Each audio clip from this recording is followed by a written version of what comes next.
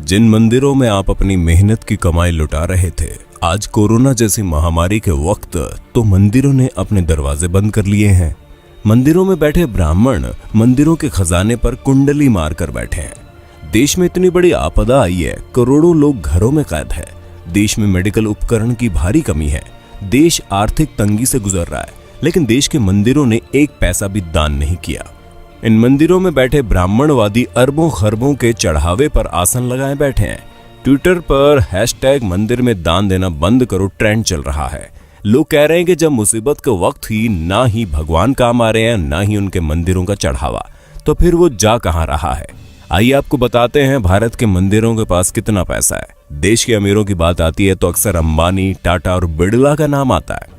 हालांकि आपको ये जानकर हैरानी होगी कि देश में कुछ मंदिर ऐसे भी हैं जिनके पास इन अरबपतियों से भी ज्यादा संपत्ति है। केरल का पद्मनाभ स्वामी मंदिर भारत के सबसे अमीर मंदिरों की सूची में आता है। यहाँ हर साल करीब 500 करोड़ रुपए का चढ़ावा आता है।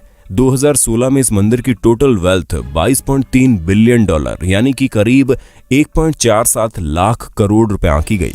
आंध्र प्रदेश के तिरुपति बालाजी मंदिर की टोटल वेल्थ 52,000 करोड़ रुपए है।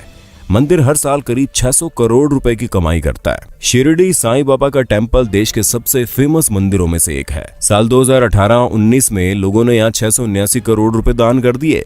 शिरडी मंदिर की कुल संपत्ति 2200 करोड़ से ज्यादा है। जम्मू के वैष्णो देवी मंदिर में सालाना 500 करोड़ से ज्यादा डोनेशन आता है। मंदिर के पास 1200 किलो से ज्यादा तो सोना ही है। वहीं मुंबई के सिद्धिविनायक मंदिर की सालाना कमाई 125 करोड़ से ज्यादा है। भारत में कुल 6,38,000 गांव है, 5,000 कस्बे और 400 बड़े शहर है। अमूमन हर गांव में मंदिर होता है। शहरों में तो देवी देवताओं के अलग अलग मंदिर होते हैं। इस हिसाब से भारत में 6 लाख से ज्यादा मंदिर है। सोचिए इस देश की कितनी बड़ी संपत्ति पर सिर्फ और सिर्फ ब्राह्मणों का कब्जा है। पुरी के जगन्नाथ मंदिर, वाराणसी के काशी विश्वनाथ मंदिर, गुजरात के सोमनाथ मंदिर और मदुरई के मीनाक्षी मंदिर जैसे धार्मिक स्थलों पर खजाने भरे पड़े हैं, लेकिन मंदिरों में बैठे पंडित देश की भलाई के लिए एक पैसा तक दान नहीं करते। भगवान के नाम पर आपकी जेब खाली की जाती है और फिर ये लोग उसे हजम कर जाते हैं। जरा सोचिए, अगर ये मंदिर अपनी संपत्ति दान कर दे तो एक दिन में भारत की गरीबी दूर हो जाए, लेकिन ये ऐसा नहीं करते। धर्म के नाम पर लोगों को मूर्ख बनाकर ब्राह्मणवादी मौज काट रहे हैं। इसलिए अगली बार जब आप अपने बटुए से कोई नोट निकालें तो सोचिएगा जरूर कि आपके खून पसीने की कमाई पर कौन ऐश कर रहा है।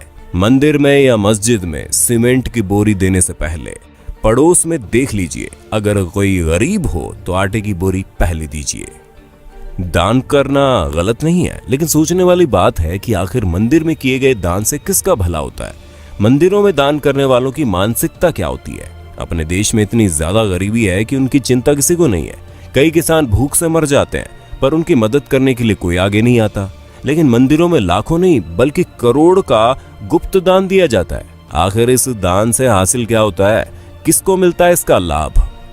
हम एक बात साफ कर दें, हम कोई नास्तिक नहीं है। भगवान ने हमारी भी उतनी आस्था जितनी होनी चाहिए।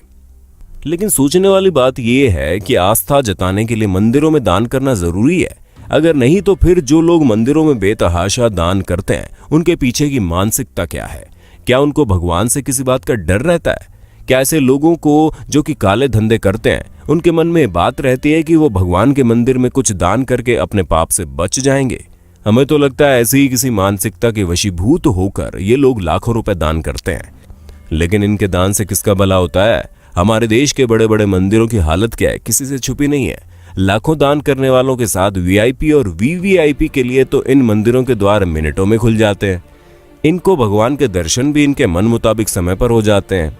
लेकिन आम आदमी को घंटों लाइन में लगे रहने के बाद भी कई बार भगवान के दर्शन नहीं होते। कभी कभी लगता है कि भगवान भी अमीरों के हो गए हैं, खासकर बड़े मंदिरों में विराजने वाले भगवान। शिरडी के साईं बाबा के दरबार के बारे में कहा जाता है कि वहां पर सभी को समान रूप से देखा जाता है। लेकिन हमारे एक मित्र ने बताया कि जब वो शिरडी गए थे तो वीआईपी पास से गए थे और उनको दर्शन करने में कम समय लगा।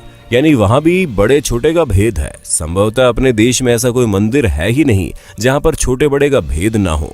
किसी वीआईपी या फिर अमीर को हमेशा लाइन में लगने से परहेज रहता है। वे भला किसी गरीब के साथ लाइन में खड़े कैसे हो सकते हैं? लाखों का दान करने वालों को क्या अपने देश की गरीबी नजर नहीं आती? क्या ऐसा दान करने वाले लोग इन खैराती अस्पतालों, अनाथ आश्रमों में दान करने के बारे में नहीं सोचते। जिन आश्रमों में ऐसे बच्चों को रखा जाता है, जिन बच्चों में संभवतः ऐसे बच्चे भी शामिल हैं जो किसी अमीर की अय्याशी की निशानी के तौर पर किसी बिन ब्याही माँ की कोख से पैदा होते हैं, क्या लाखों दान करने वालों को अपने देश के किसानों की भूख से वो मौतें नजर नहीं आती? हम तो इतना जानते हैं कि किसी भूखे को खाना खिलाने से लाखों रुपए के दान से ज्यादा का पुण्य मिलता है। किसी असहाय और गरीब की मदद करने से उनके दिल से जो दुआ निकलती है वो दुआ बहुत काम की होती है। हम मंदिरों में दान करने के खिलाफ कतई नहीं है, लेकिन किसी भी मंदिर में दान उतना ही करना चाहिए जितने से उस मंदिर में होने वाले किसी काम की मदद हो जाए। जो मंदिर पहले से ही पूरी तरह से साधन संपन्न हैं, उन मंदिरों में दान देने का क्या फायदा। दोस्तों, अगर आपको ये वीडियो अच्छी लगी तो हमारे चैनल को सब्सक्राइब करना ना भूलें, अपने दोस्तों के साथ वीडियो को शेयर कर दें। धन्यवाद।